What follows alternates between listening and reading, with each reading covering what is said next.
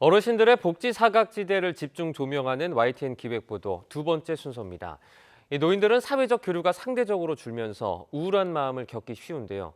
이럴 때 말동무 삼아 상담을 받는 게 큰 도움이 되지만 정작 노인들을 위한 맞춤형 상담소는 주변에서 찾아보기 어려운 실정입니다. 권준수 기자가 보도합니다. 1년 전 남편이 갑작스럽게 세상을 떠나면서 홀로 지내게 된 70대 백복현 씨. 한동안 우울한 마음이 떠나질 않아 병원까지 찾아가 봤지만 큰 효과는 없었습니다.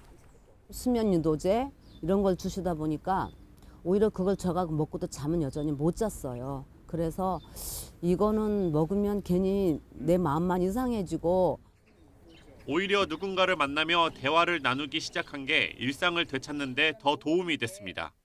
굉장히 에너지가 됐었죠. 그러니까 대화를 사람이 혼자서는 못 살 것 같고요. 진짜 벽 보고 말할 수는 없잖아요. 이처럼 노인들에겐 소통이 중요하지만 어느 순간 본인도 모르게 마음의 병을 얻을 수 있습니다. 날씨가 춥다고 밖에 나오지 않고 집에서 혼자 지내는 시간이 많을수록 우울감은 쉽게 찾아오기 마련입니다. 특히 나이가 들수록 주변에 누군가에게 고민을 털어놓기는 쉽지 않습니다. 그러다 보니 지자체에서 운영하는 노인 상담소를 찾는 발길이 늘고 있습니다. 나의 이 그 우울한 명, 고민거리죠. 말하자면 그 심적 갈등을 좀 누구하고 좀 대화를 나누면 좋지 않을까 그런 생각을 많이 했었죠. 노후에 대한 걱정과 치매에 대한 두려움 등 상담 유형도 다양합니다. 함께 사는 가족이 있어도 대화가 막혀 있는 경우도 많고 지난 수십 년 세월이 야속하다고 호소하기도 합니다. 전화나 온라인 상담으로 문의하는 경우가 많아지셨어요.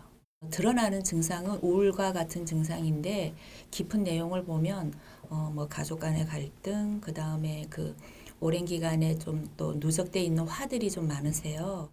하지만 막상 부담 없이 방문할 수 있는 노인 상담소는 찾아보기 어려운 상황. 서울에서 비용 없이 대면으로 노인 상담을 받을 수 있는 곳은 단 한 곳에 불과합니다. 마음 건강에도 함께 평가도 받고 치료받을 수 있는 시스템이 중요하고요.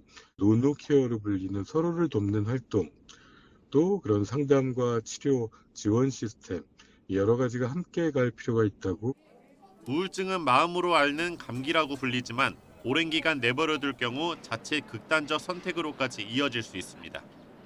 초고령화 시대를 맞아 우울증을 겪는 노인은 계속 늘어날 가능성이 크다 보니 말동무로서 함께 고민을 나눌 수 있는 상담소가 확대돼야 한다는 목소리가 커지고 있습니다. YTN 권준수입니다.